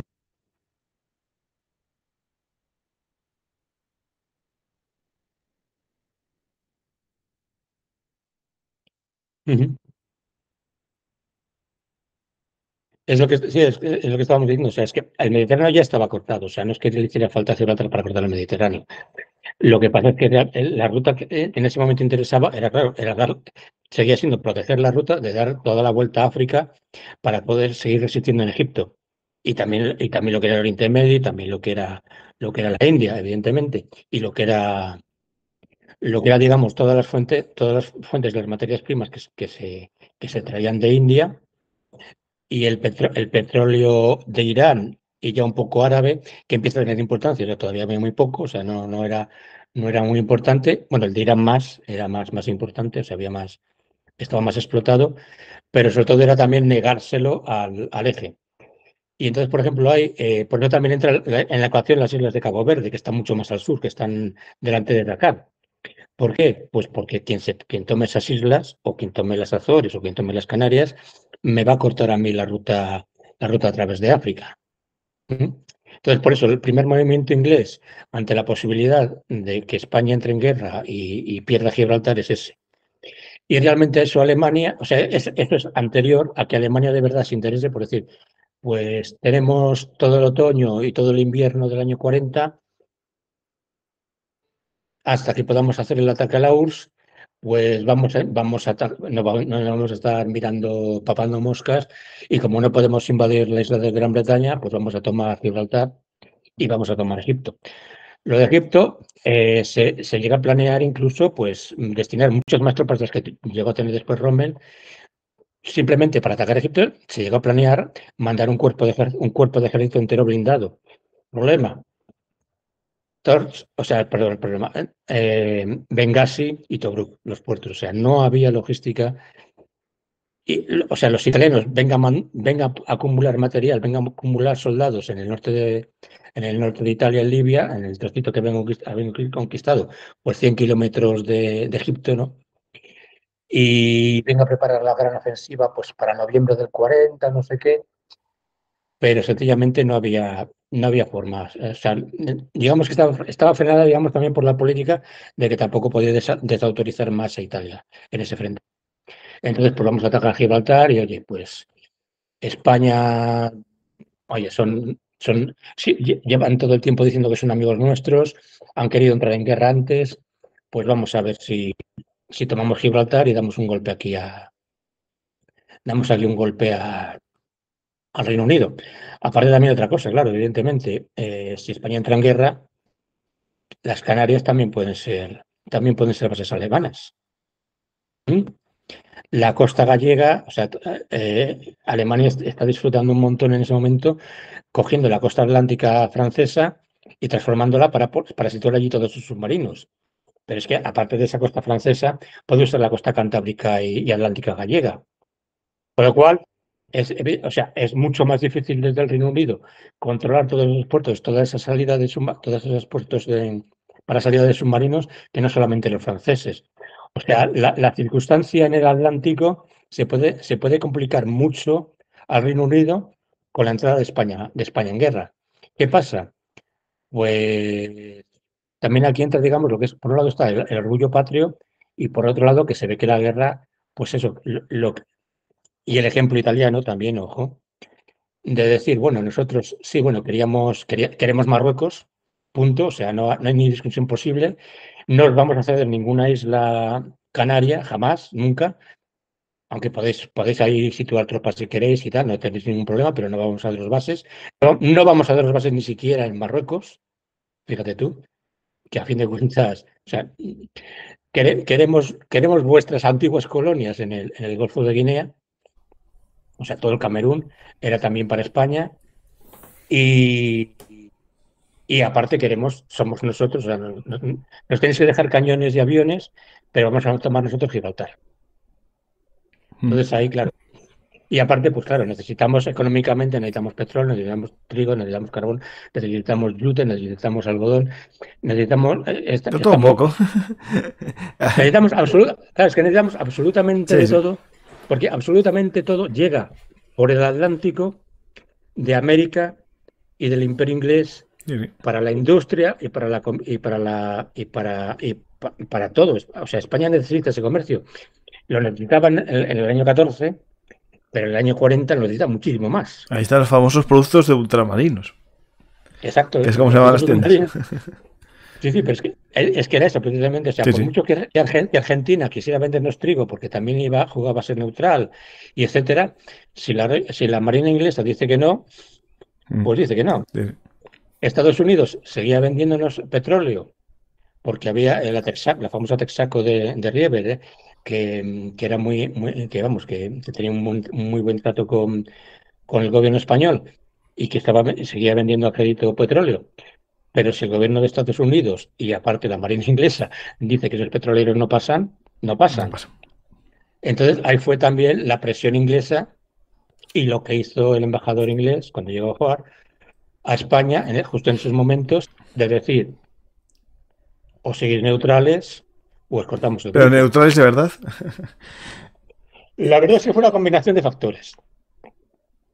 Por un lado, Hitler no sé, prometió, digamos, que iba a ayudar a España económicamente, pero sin atarse. O sea, no se comprometió a nada en concreto. También prometió que, bueno, que sí, que iba a aceptar sus reivindicaciones territoriales, pero sin atarse a nada en concreto. O sea, no quiso poner por escrito que iba a ceder Marruecos, no quiso poner por escrito. O sea, y en todo caso, aparte, puso siempre pensando que los franceses se iban a enterar, evidentemente, que cualquier concesión colonial que se hiciera a España e Italia tendría su contrapartida.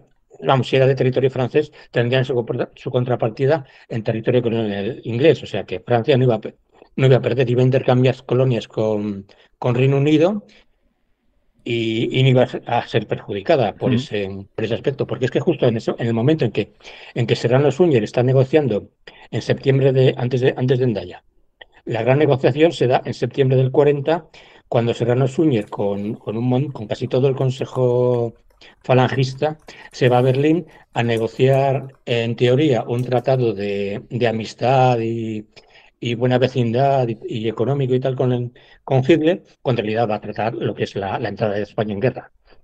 Serrano Suñer, vamos a ver, por decirlo claro, pronto y mal, es muy mal negociador. O sea, no me acuerdo cómo se llamaba el señor que se encargó de negociar el Tratado de Viena, el Pacto de Viena, después de las guerras napoleónicas. Sí, ya sé que sí, sí. Bueno, pues es que digamos que Ay, hizo exactamente lo mismo, a ver si me entiendes. O sea, no cedió nada, lo pedía todo, no cedía nada y lo pedía todo. Con lo cual, no consiguió nada y no consiguió nada. ¿Me bueno, explico? casi mejor, Bueno, porque pero si no las consecuencias hubiesen sido peores. Bueno, desde nuestro punto, hombre, desde nuestro bueno, quién punto de sabe, vista, ¿no? Porque a lo desde mejor hubiésemos entrado en el plan Marshall y todo, pero no hubiésemos nacido, a lo mejor yo no hubiese nacido. Entonces, bueno, el mundo es como es y ya está. exactamente. Oye, No, no, vamos bien, un poquito más, tú tranquilo. Vamos sobre el plan Félix. Hay algo que es interesante, ya que estamos hablando de que no logró Hitler convencer para el paso, ¿no? Ni en Endaya tampoco consiguió meter a España en la guerra, consiguió la es que división. hay, ujú, es que hay en Endaya, hombre, para la división azul, eso no lo sabía nadie, o sea, me refiero.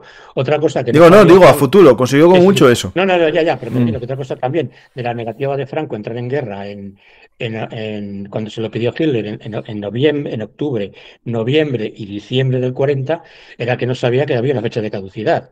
O sea, Franco no sabía que vamos, nadie sabía que se estaba preparando un ataque contra la URSS, con lo cual o se hacía el pacto en noviembre, en diciembre como mucho, para atacar en febrero o marzo Gibraltar, o no iba a poder hacerse. Claro.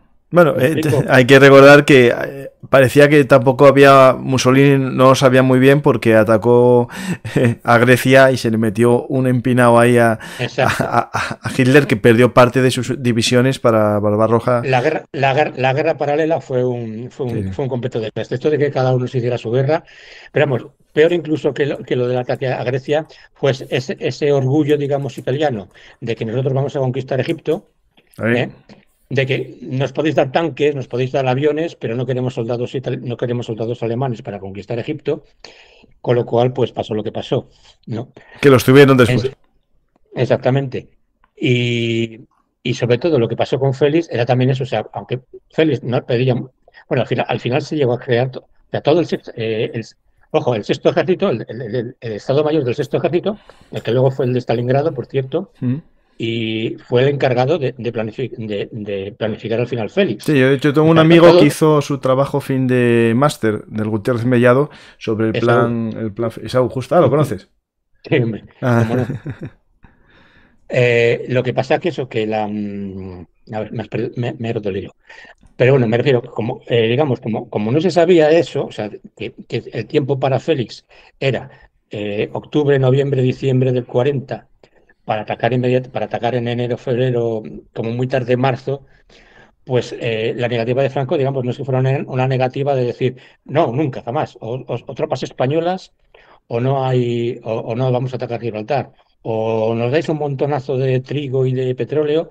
No, no, no fue eso, o sea, fue sencillamente que la guerra se veía, claro, no era lo mismo ver que la guerra iba a terminar justo en junio del 40 con el armisticio francés e italiano y la entrada de Italia, y seguro que el Reino Unido se rinda enseguida también, que en este momento de octubre del 1940 que se ve que el Reino Unido aguanta, que el Reino Unido aguanta, que Estados Unidos les cede 50 destructores, que siguen mandándoles aviones, y aparte que los ataques que hace Reino Unido a la Francia del armisticio, pues Vichy los para.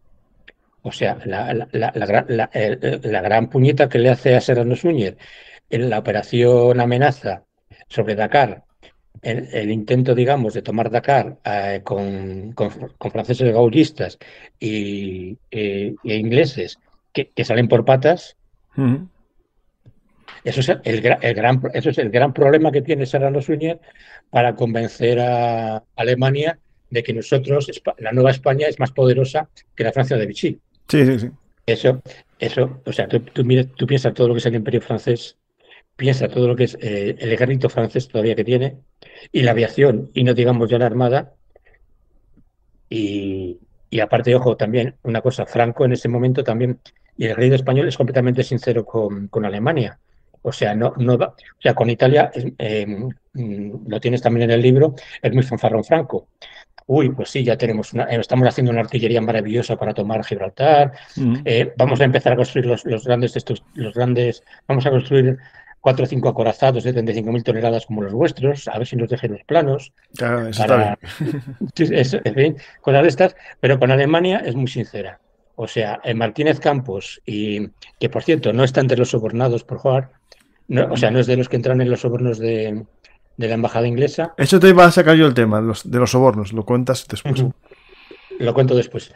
Pero vamos, digamos que Franco y Varela y Martínez Campos, o sea, el ejército español, o sea, lo que es el informe que tiene interno español del estado de las Fuerzas Armadas en mayo del 40, se lo enseña y le da todas las, o sea, da todas las facilidades para que lo vean los alemanes. O sea, los alemanes no se hacen ninguna, no tienen, saben perfectamente lo que tiene el ejército español, las carencias que tiene y que realmente, vamos a ver, aparte de X cañones, X aviones, el gran problema es que no hay comida. O sea, no hay, es que no hay, por no haber, no hay ni uniformes. O sea, sin comercio, Sí, sí. sin el algodón inglés de Egipto y de India, o el algodón americano, no hay uniformes. Ujú, ¿Me explico? ujú. No hay trigo, o sea, no hay comida para alimentar al ejército. Si llamamos a toda esta gente que está trabajando y la metemos en el ejército y le damos, o sea, aparte, bueno, fusiles había, para que nos expliquemos, o sea, el Mauser más o menos sabía para equipar pues a ese casi millón de españoles en armas, pero no había más. ¿Me Sí, explico? sí. O sea, este era el gran problema. Al margen de que los aviones fueran ya empezaran a estar un poquito anticuados, al margen de que la artillería, pues había 100.000 modelos de artillería, cada una con una munición que venía de su padre y de su madre. Al Eso, el margen de que todo quiera lo demás, conocerlo, tengo un programa yo de justo de las armas de la Guerra Civil Española con Calvo, Regueral, y lo explica todo muy bien para que veáis todos los calibres de armas que había, que era aquellos un indios. está ese libro maravilloso de la esfera que, que es una pena que no lo reediten, de Molina Franco, que es Sí, tremendo. yo no lo tengo, pero lo comentó Fernando como muy buen libro. Ujú. Y bueno, me refiero, o sea, el gran problema es, o sea, ya te digo, el gran problema no es que si los españoles son una raza guerrida o los oficiales españoles en realidad pues solo saben de guerras coloniales porque en una guerra moderna no van a saber o tal, o si hay poca artillería antiaérea. No, el gran problema es que no hay para alimentar a los soldados. Si todos estos señores dejan el campo y les damos un fusil, no tenemos con qué darles comer. Caga, No justo. tenemos 2 semanas. Y ojo que también las peticiones españolas, eso también lo tienes en mi libro, pero vamos, basado en obras económicas anteriores, no es que yo haya descubierto la pólvora, las reclamaciones españolas económicas son muy modestas en realidad. Mm. O sea, tú ves el petróleo que necesitaba España en el año 35 y ves lo que pide Franco en el año 40 y pide 3/4 partes respecto al petróleo que consumía Sí, sí. España en el año 35. Ojo. ¿Ves lo que pide de trigo? ¿Ves lo que pide? O sea, es eso, o sea, digamos, pide unos mínimos. Sí, para subsistir en compensación de lo que pierde por el cambio de bando. Exactamente, Mm. exactamente. Y aparte, ojo, y aparte, ahí digamos, Alemania la deja vendida a España porque realmente ese primer gran embargo se da por cabezonería española.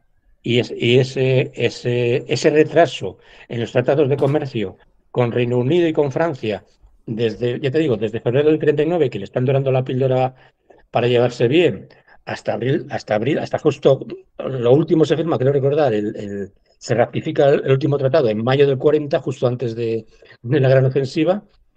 Han tenido todo ese tiempo para llevarse bien con Francia y Reino Unido y para reconstruir de verdad la economía.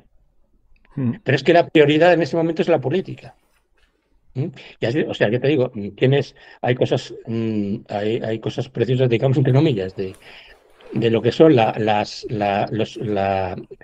clase empresarial española, que ve que eso, que han apoyado a Franco desde el principio, son más franquistas que nadie, son más, bueno, conservadores, son monárquicos, o incluso carlistas, si quieres, alguno que hay, que muy pocos, por cierto, pero bueno, tradicionalistas más que carlistas. Sí, sí. Pero que ven que, a ver, hay X cantidad de azúcar importada y cultivada en Cádiz. ¿Cómo se reparte?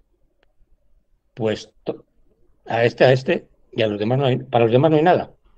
¿Me explico? O sea, no puedes, No, no, no sí, sí, tienes sí, sí. materias primas. Habría que jugar un poco con mantener la Nueva España Lo más, más que ampliarla, sí. exacto, lo más sangrante, por ejemplo, el algodón. O sea, tienes toda la industria catalana intacta para fabricar y todos los catalanes, todos los industriales catalanes Mm. hablando español en la intimidad, ¿no?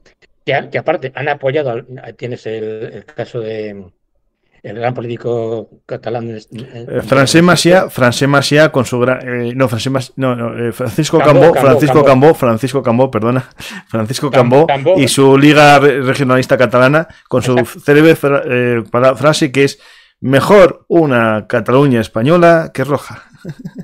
exacto, que nada más empezar el alzamiento, monta una oficina en París y empieza a dar dinero para que gane Franco, para salvaguardar. Bueno, pues tiene todo, aparte, toda esa industria la tiene intacta. Tiene también, ojo, en ese momento, bueno, lo hemos visto luego con lo de las mascarillas, se monta una industria textil en Béjar gracias también a que estaba todo en la parte republicana, pues ahí incluso ha crecido la capacidad industrial textil española, porque se montó un poco, vamos, creció Sí, una la que había en la emergencia. parte, exacto, y tienes a Estados Unidos diciendo, a ver, ¿cuántas toneladas de algodón queréis? Que realmente a ellos les estaba sobrando, se necesitaba vender ese algodón. ¿Cuántas toneladas de algodón queréis? ¿Y qué créditos queréis que os demos para Sí. pagar ese algodón que no tenéis dinero? ¿Eh? Pues viendo que España Y, no quiere, y con esto nos daría para estar hablando mucho tiempo, tengo un programa sobre energía y economía en esta época, el que lo quiera ver que lo busque. Yo creo que es importante pasar de ese plan parecido al de 1805, ¿no? 1808, cuando los franceses dicen que vienen de misión hacia Portugal y pasan por España, y en teoría era solo de paso. Aquí la primera propuesta sería algo parecido, ¿no? Pasamos por España para ir a Gibraltar, pero también como os van a atacar, ¿no? Os van a atacar los ingleses. Nosotros os protegemos la costa y el interior, mandamos algunas unidades y Canarias, es decir, vamos a hacer una francesada como Napoleón, y ya sabemos lo que nos pasó en aquella época, y eso había algún general untado o no untado, ¿no?, por los franceses, que podía pensar lo mismo, y como ese plan estaba ahí, los alemanes también tenían un plan B, ¿no? En caso de que España no quisiera, pues les forzamos a hacerlo, ¿no? Por suerte no pasó eso. Pues ya me dirás tú dónde está ese plan, porque realmente yo no sé de nadie que lo haya encontrado. O sea, es solo el plan Félix el que había con los mismos movimientos. No, había más planes, lo que pasa, y planes de ocupar España, pero de ocupar España a favor. O sea, siempre. Con el permiso, vale. Con el permiso de Franco. O sea, Hitler nunca pensó en atacar España traición, entre comillas. No digo a España, al gobierno de Franco, o sea, me refiero, nunca. Y precisamente, es que el ejemplo estaba precisamente eso, en la época napoleónica. O sea, la época napoleónica está muy presente, tanto para los alemanes como sobre todo para los ingleses, como para todos. O sea, me refiero, el ejemplo napoleónico. O sea, igual que ahora nosotros todo ha sido un Alamein, ha sido una vacación como Dunkerque. O sea, ahora nosotros tenemos la guerra de Ucrania. Todavía hay gente que piensa, son fascistas contra comunistas, que es alucinante, o sea, no. Bueno, sí, pues sí, los entonces, blancos digamos, y negros maniqueos. Sí. bueno, pues es que entonces, digamos, esa forma de ver la actualidad, como se ve el pasado, también existía entonces, pero que el gran referente era eso, era Napoleón. Entonces, precisamente, por el precedente de Napoleón, Hitler tiene muy claro que no va a invadir España para que le monten lo que le monta, para que el pueblo español se alcen armas todos juntos contra los soldados alemanes. O sea, España entonces es lo que es ahora Afganistán. España es el Afganistán europeo, o sea, es el país que prácticamente derrotó a Napoleón. Sí, no, y básicamente que nos odiamos entre nosotros hasta que llegue otro al que odiemos juntos. Exactamente.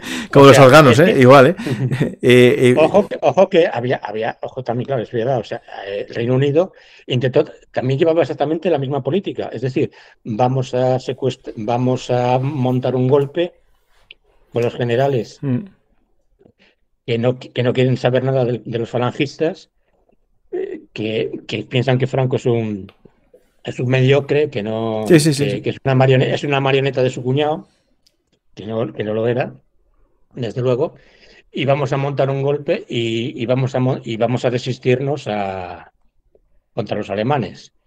Esto, ya te digo, hubo toda la planificación inglesa del año 40, del año 41, está, digamos, con esas perspectivas, o sea, es de pensar, ¿qué podemos hacer si hay un golpe con éxito y de jefe de Estado ponemos a Varela o ponemos a Berenguer, lo que era el ministro de Exteriores, o no tiene éxito tampoco, pero bueno, hay que apoyarle porque a lo mejor consigue fuerza en Marruecos o consigue montar un gobierno en el exilio en Canarias o mira, Quindelán estaba en Baleares.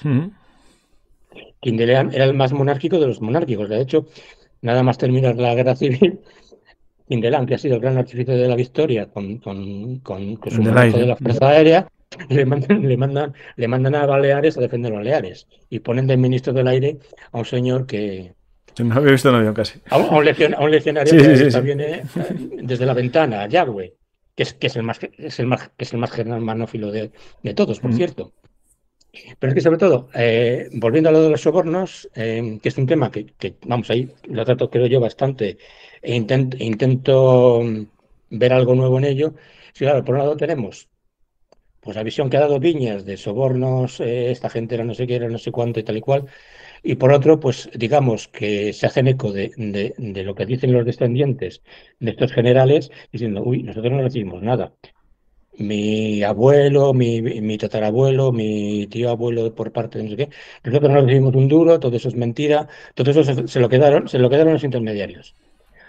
Hombre, ¿tú piensas que los ingleses son tan tontos de dejar que March o que Hoare o que Hilgar o que los espías ingleses se quedaran con absolutamente todo el dinero y no tuvieran absolutamente ninguna prueba de que ese dinero llegaba a Varela, llegaba a Aranda, llegaba a Muñoz Grandés, por Sí, cierto, que, sí, sí. que era el menos aliadófilo, digamos, etcétera?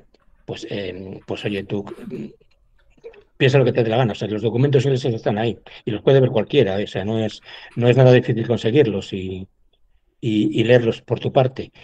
Y en ellos están todos los nombres y el dineral que se les destina, incluyendo a Nicolás Franco, por cierto, que es de los más importantes. Y repito, todo esto era reforzar la postura aliadófila o la postura neutralista de España contra lo que también piensan, por cierto, que estaban haciendo los alemanes, que era sobornar a Yagüe, por decir una cosa. Y ojo, eso no está probado.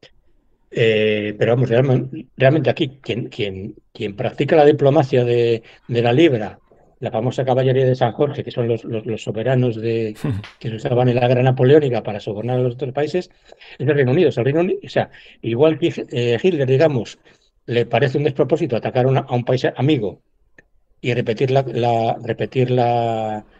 el error napoleónico de meterse en una guerra en España contra su pueblo. Igual que eso lo ve Hitler, también lo ve Churchill y lo ven los ingleses respecto a vamos a repetir las estrategias de la época de Napoleón y nos vamos a meter en Grecia, que mira tu Grecia las ganas que tenía de que se les metieran ingleses y alemanes, con lo bien que estaban ellos echando fuera a los italianos, nos vamos a meter en Yugoslavia, que es una cosa, el golpe de Estado que se da en Sí. Yugoslavia prácticamente incruento, pero y que a las 2 semanas Alemania los arrasa, ¿no? Y era un golpe de Estado aliadófilo fomentado entre comillas. Ahí hay eso, hombre, entre comillas, digamos, no sé hasta qué punto la historiografía serbia, croata, etcétera, ha avanzado en ese tema. Pero vamos, yo lo que se puede leer de esos autores en inglés es sencillamente eso, de que el golpe fue realmente serbio, Mm. porque realmente, quitando a los nacionalistas croatas, la inmensa mayoría de los yugoslavos eran, claro, por la Gran Guerra, eran pro-aliados. O sea, todos los tratos que había con Alemania y con Italia eran muy impopulares en el país, digamos, y en las fuerzas aéreas, y en el ejército, y en todo. Entonces, ese golpe de Estado que dieron, que murió de casualidad un pobre policía y nadie más, pues por un lado estaba justificado por las condiciones internas de Yugoslavia, pero por otro lado, claro, Hitler no va a permitir que pase eso justo cuando está a 3 meses Mm. de atacar Sí. a la URSS, que es algo que tampoco sabe nadie. Mm. Pero vamos, digamos, la estrategia periférica alemana también se corresponde a una estrategia periférica inglesa de vamos a socavar la posición alemana en España y como pase algo, hombre, mira, de hecho, muchas cosas de pegar un golpe contra Franco por parte de generales aliadófilos se intentaba hacer manteniendo a Franco de jefe de Estado. O sea, Sí, eran digamos, métodos también. quitar la corriente a la que va, si hacia el falangismo o hacia la monarquía, ¿no? Es decir, un poco Exacto, eso. Mm. exacto. O sea, y digamos, es también usar el prestigio que tiene Franco y que no tiene, vamos a decirlo claramente, no la tiene ni Alfonso XIII cuando todavía estaba vivo el pobre, que duró hasta poco más del 40, ni su heredero, que nadie, que era una completa incógnita, como comprenderás, nadie Mm. sabía qué iba a hacer Juan de Borbón, ni si iba a ser buen, malo o mediocre rey o qué iba a pasar con él. Entonces, era un golpe, digamos, a la japonesa, o sea, estos golpes que daban los japoneses de derrocar un gobierno, pero siempre dejando Al al emperador, sí. emperador Mm. delante, pues aquí la mayoría de los golpes, más o menos tal como nos han llegado hasta nosotros, era quitar a los falangistas del poder pero vamos a intentar mantener a Franco como jefe de Estado y no de gobierno. O sea, el gobierno lo vamos a manejar nosotros, vamos a pedir ayuda al Reino Unido, etcétera, etcétera, porque si entramos en guerra con Alemania, pues realmente o sea, sobre todo pasa con, ya te digo, con lo que es la gente,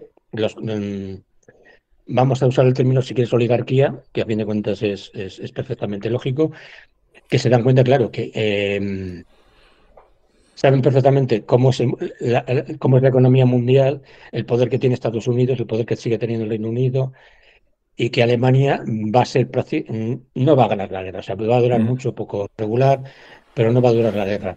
Y entonces prefieren, o bueno, sencillamente, oye, también pues igual que hacían las tribus del Rif.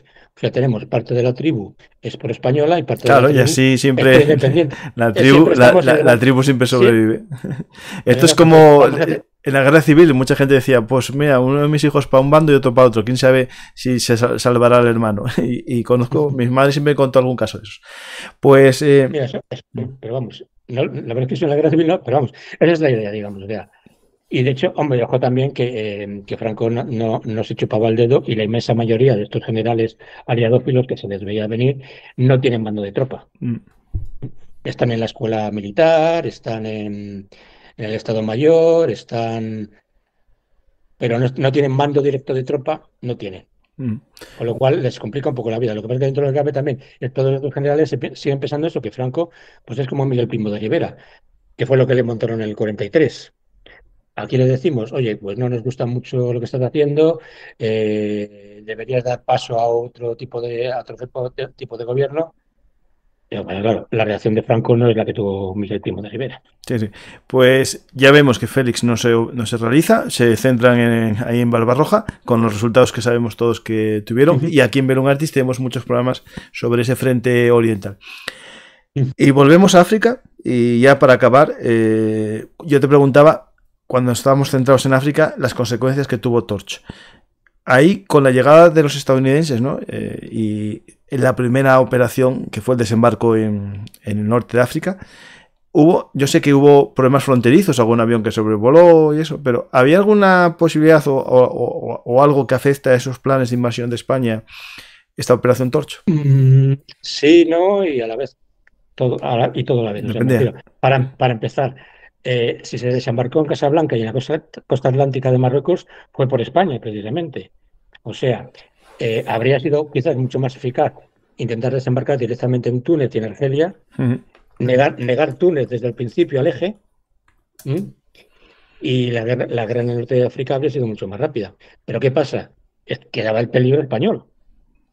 Claro, y si de repente los ejércitos alemanes atraviesan la península ibérica, atraviesan el protectorado español y atacan la retaguardia africana, Claro, claro, los pues aíslan. por eso, o sea, de entrada, o sea, ya sin hacer nada, esa posibilidad hace que Estados Unidos desembarque en Casablanca, desembarque en la costa atlántica marroquí, por si acaso llega a pasar eso y que no se les corte las líneas de suministro a través de todo el Mediterráneo.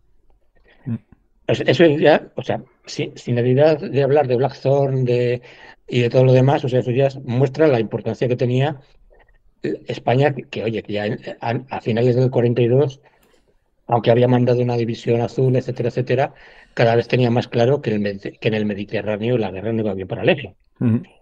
Y aquí hay varios autores, bueno, yo la verdad, eso yo soy de los que no se lo cree, pero que, por ejemplo, a partir de unas declaraciones del embajador portugués en España, se dice que hubo una gran discusión dentro del gobierno español sobre si es la oportunidad de España de entrar en guerra y de ser útil a Alemania, o de que estáis locos, que narices decís. Sí, sí, claro.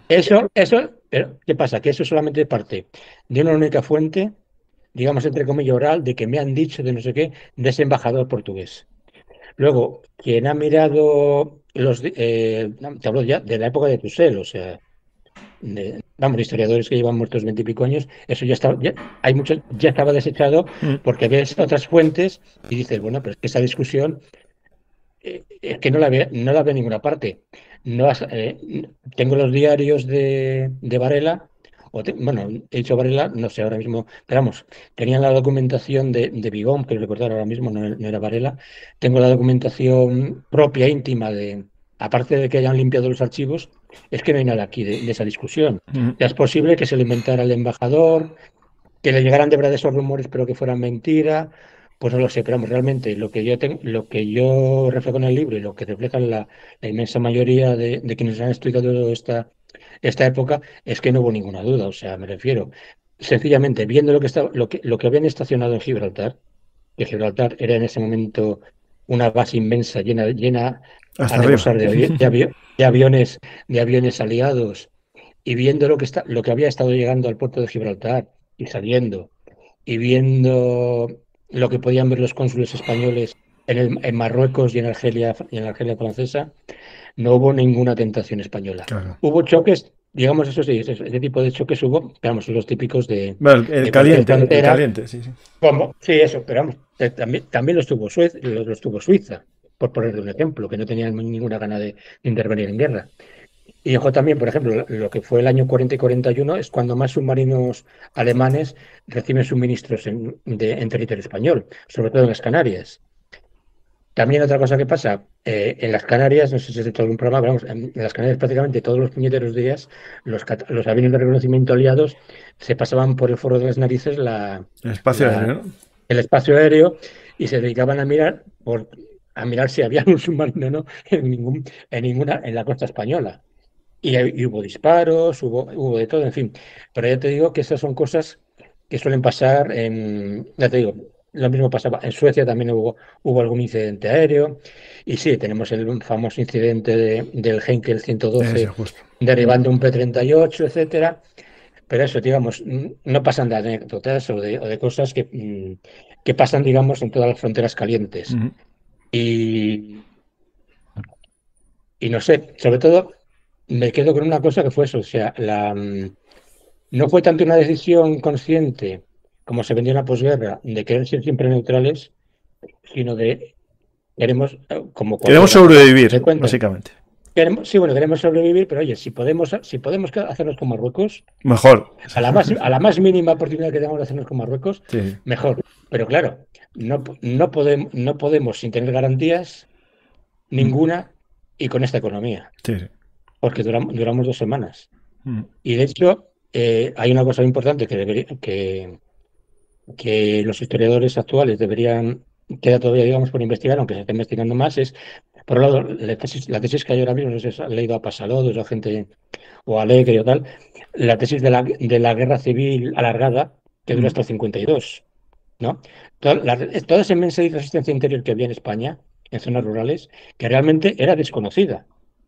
O sea, yo me enteré de eso de la guerrilla en los años 80. ¿De los maquis? Claro, No, todo yo lo que no, hubo porque de los como asturiano maquis. que soy, aquí hubo mucho.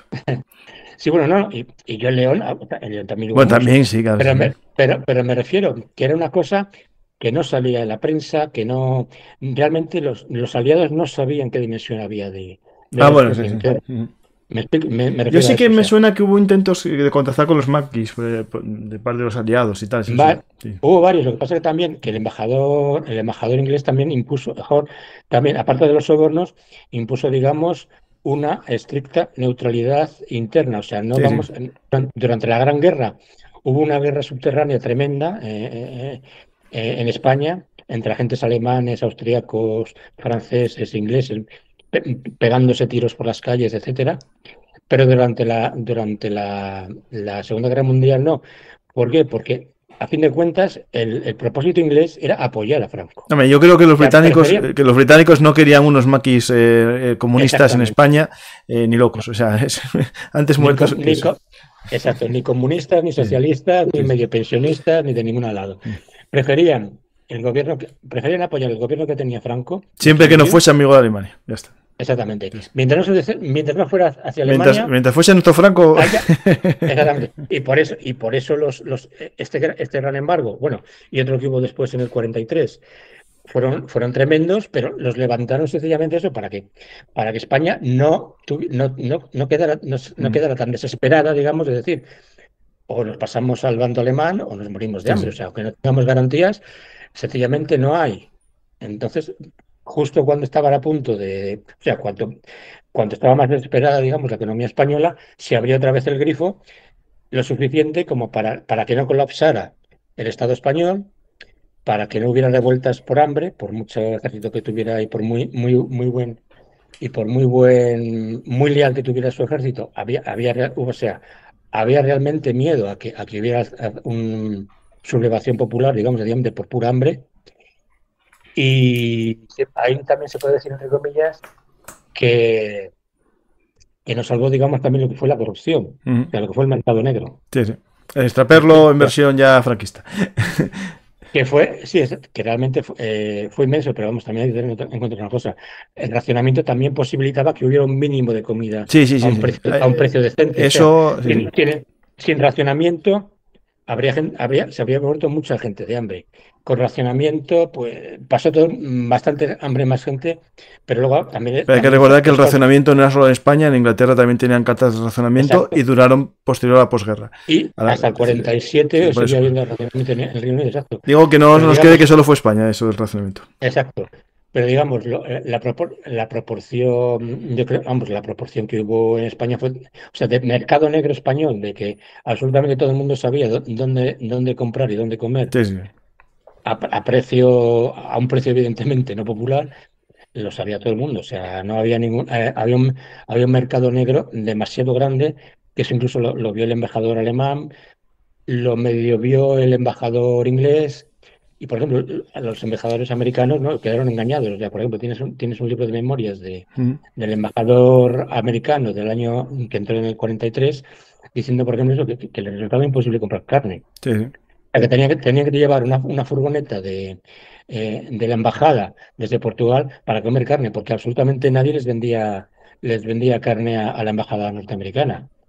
Y él lo refleja en sus memorias como si fuera verdad, o sea, como que, vamos, que se lo creía, ¿no? No, no es que, Ujú. Sí, no es sí. que se lo estuvieran haciendo solo a la embajada, pero luego también tienes, claro, en todas las visitas de los alemanes para planificar Félix, que se lo pasan fenomenal. Sí, sí, bueno, Me explico. depende a quién coges de guía. Pues, Pablo, Cabarets, sí, sí, salas de fiesta, tascas, o sea, Bueno, que y tengo agentes británicos disfrazados de mujer andando por Madrid transvestidos. Es decir, eso hay de todo y aquí en Belum Artis lo contamos en el blog por escrito. Pues Pablo, ya podemos finalizar un poco porque ya sabes que tenía limitado. Perdóname recuérdame que te avisé. Sí. Yo creo que te avisé. Dije yo, te voy a avisar y te voy a cortar. Pues Pablo, Pues creo que gracias. la misión está cumplida. Podríamos estar hablando ahora 2 horas más, pero yo te invito a otro programa. Te invito a otro programa para hablar, si quieres, de alguno de los planes en concreto o bien de otros temas de historia militar que podemos hablar de Amberes, que es un tema muy interesante, o las campañas de Zelanda. Objetivo: invadir España. El que quiera saber más y ver los documentos, aquí en este libro de Pablo Cuevas, publicado por Esfera de los Libros. Como siempre, en vuestra librería favorita os podéis hacer con él, y si queréis también, en el enlace de compra que pongo en Amazon, soy afiliado y me ayudáis si compráis por ahí. Pero prefiero que si compráis en la librería, en vuestra librería. Pero yo también soy autónomo y bueno, si compráis en Amazon, que sea a través de mí. Pues muchas gracias a todos los que estáis viendo el programa. Darle me gusta, dejar un comentario.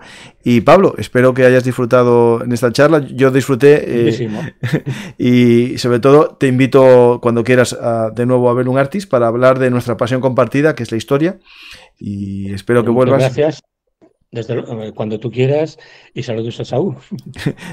Cuando lo publique le diré: Saúl, está aquí Pablo, y se lo mandaré un mensaje ahora mismo, porque Saúl es amigo mío, fue el primero que me animó a hacer un podcast ya hace más de 5 años, con el que grabé muchos programas, y él empezó conmigo en el mundo del podcast, después pasó a otros canales y viene de vez en cuando aquí, pero fuimos los dos los primeros que hicimos juntos el podcast de Belum Artis. Y muchas gracias, Pablo, y hasta la próxima historia. Si quieres decir algo al público, ya que estamos en diferido, no hay preguntas, si quieres decir algo al público como despedida. Pues hombre, me has pillado, no sé qué. Pues hasta luego. Muchas gracias a Belum Artis y espero que disfrutéis del libro. Y si necesitáis, si tenéis alguna duda o tal, pues ya sabéis, me podéis preguntar en los comentarios aquí mismo. En los comentarios eso, y me tenéis en Twitter, no tenéis más que mirar en... Pablo Cuevas, ¿no? ¿No te acuerdas? Arroba Pablo MR Cuevas, creo recordar. Vale, perfecto. De acuerdo, pues muchísimas gracias, de verdad, y espero que os guste el libro, y ya os digo, si me quedé con mucho en el tintero, o sea, podéis disfrutar bastante más. No te preocupes, que podemos volver a hablar del libro. Espera un momento, que me despido yo del público, como siempre. Os agradezco que estéis aquí, espero que hayáis aprendido un tema interesante sobre nuestra historia, y también para los oyentes de América, también sobre la Segunda Guerra Mundial, que seguro que muchos de vosotros habéis oído hablar de la Operación Félix, pero ahora entendéis el contexto de esta invasión posible de España, o ocupación, ayuda mutua de defensa, o lo que queráis llamar a esta situación de España en el momento de la Segunda Guerra Mundial, como muy bien dijo Pablo, en un escenario periférico de la guerra, que a mí me recuerda mucho a las épocas napoleónicas, con España como elemento periférico y el eje central de la guerra, Rusia o la URSS, ¿no? Estamos ante un símil muy similar. Pues muchas gracias a todos, espero que os haya gustado este programa, y si es así, dar a me gusta, dejar un comentario y suscribiros aquí a Belum Artis Historia Militar. Pero os recuerdo, si aún no lo sabéis, que hay otro canal que se llama Belum Artis Actualidad Militar y Geopolítica, donde os contamos esto mismo que está sucediendo aquí, en la Segunda Guerra Mundial, en su momento fue actualidad. Y allí, en Belum Artis Actualidad, os contamos lo que está sucediendo, los juegos geopolíticos de este siglo XXI. Os animo a suscribiros a mi nuevo proyecto. Gracias a todos y hasta la próxima Historia Hablada. Hola amigos de la Historia Militar. Si os ha gustado este contenido, por favor apoyadnos en iVoox, YouTube o Patreon. Recordad que Belum Artis es vuestro canal de Historia Militar y trabajamos para daros los mejores contenidos. Muchas gracias a todos y hasta la próxima Historia Hablada. Y no os olvidéis de dar a me gusta y compartir.